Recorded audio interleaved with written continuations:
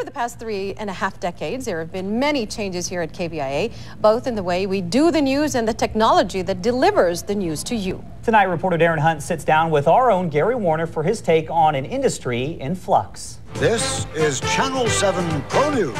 It's like stepping from the horse and buggy age into the space age. % turnout.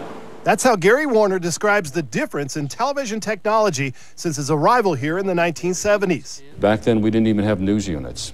Now we have news units with two-way communication. We have assigned photographers and reporters who can work as teams. Back then, it was one person who was a reporter-photographer team.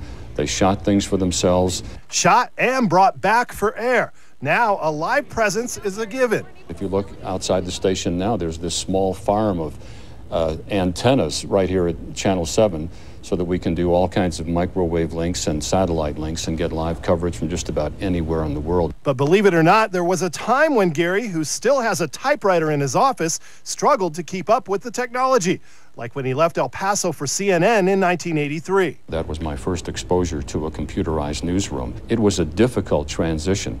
I had been dealing purely with paper up until that time.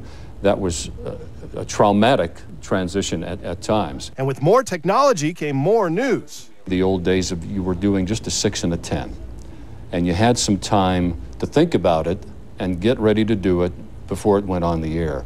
Now we're doing the 4, 5, 6, and 10. And how about life before teleprompters? I developed a very good short-term memory in those days. I could remember 2 sentences, maybe 3. You hated it at the time, and you wished everybody else had teleprompters. Why don't we?